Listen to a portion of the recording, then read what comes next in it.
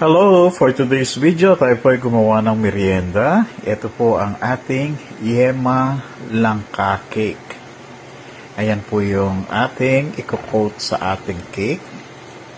So, pastillas po siya na merong langka. So, ayan po.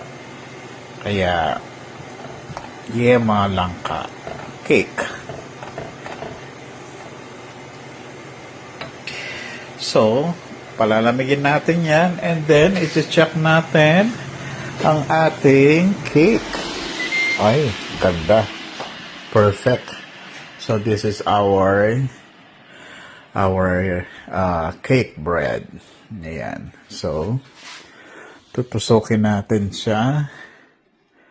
Kung wala na, malinis na, malinis.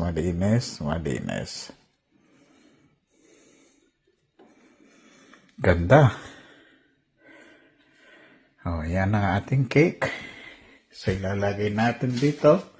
Mamaya, i-assemble na natin siya.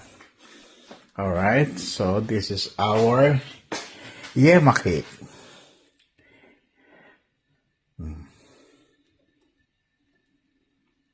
Ganda. Gandang pagka-bake niya. So, dito lang sa air fry natin binake yan ng 250 Fahrenheit for only 20 minutes. Ganda. So, i-rest muna natin siya.